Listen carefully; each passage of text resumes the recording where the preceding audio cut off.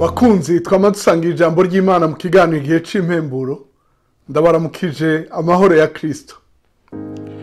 Ijambo dusangira riri mu butumwa bwiza uko bwanditswe na Luka, igice ca kabiri umurongo wa 21 gushika ku murongo wa 32. Luka kabiri umurongo wa 21 gushika kuri 32 handitswe ngo: kandi iminsi 8 ishitse ngo akebwe bamwita Yesu, rya zina ryavuzwe n'umumarayika atarasamwa inda. Iminsi ishize yo guhumanurwa kwabo nk'uko ivyagezwe vya Mose biri, bamujana i Yerusalemu kumushikanira umwami Imana, nk'uko vyanditswe mu vyagezwe n'umwami Imana ngo umuhungu wese w'ubuzibura aze yitwe uwera kuhoraho, kandi ngo batange ikimazi nk'uko vyavuzwe mu vyagezwe n'umwami Imana ngo intunguru 2 canke ivyana vy'inuma 2. Kandi muri Yerusalemu hari umuntu yitwa Simiyoni. Uyo yari umuntu agororotse kandi yubaha Imana, yari arorereye uguhumurizwa kw'Abisirayeli, mpwemu yera yari kuri we.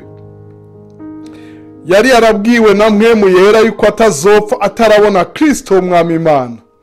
Ajanwa na mpwemu mu rusengero, abavyeyi bajanye uwo mwana Yesu ngo bamugenze nk'uko umugenzo w'ivyagezwe wari uri. Aramwakira, aramukikira, ashima Imana ati: databuja, noneho urasezeye umusavyi wawe amahoro nk'uko wavuze, kuko amaso yanje abonye agakiza kawe, ako wateguye mu maso y'amoko yose, kuba umuco wakira amahanga no kuba ubwiza bw'abantu bawe b'Abisirayeli.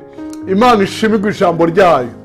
Mukundwa uri kuradukurikira, nkundira ndakora ntihariho impera y'abarindiriye guhumurizwa. Imana ishimwe cyane. Iri jambo guhumurizwa ni consolation, niryo jambo ry'uyu mwaka wo guhanagurwa amosozi, wo guhanagurwa amarira. L'année de la consolation. Uyu yararindiriye consolation, yararindiriye guhumurizwa kwa Isirayeli, kw'abantu b'Imana.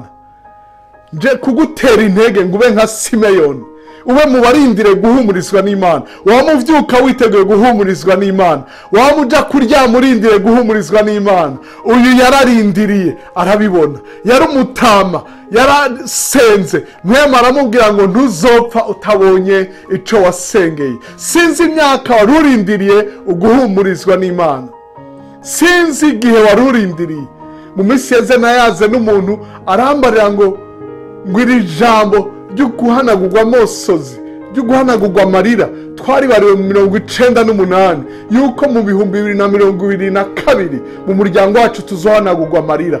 Imana ibigushitse ko nawe nk'uko yabikoreye abandi bavyiteze, bavyizereye. Abandi batangazwe no kubona ivy'Imana igukore. Ku murongo wa 33 handitse ngo se na nyina batangazwa n'ayo majambo avuzwe kuri we. Abantu batangazwe n'ibikubayeko, batangazwe n'ibikuvuzweko, kubera hari abarindiriye uguhumurizwa n'Uhoraho. Imana ikugire neza, iguhumurize, guhanagura amosozi, igushoboze na kuremesha abandi no kubaduza mu kwizera, bitege uguhumurizwa kw'abantu b'Imana. Urakoze kudutega yombi, uragahezagirwa mu vyawe no mu bawe, mu izina rya Yesu. Amen kandi amen.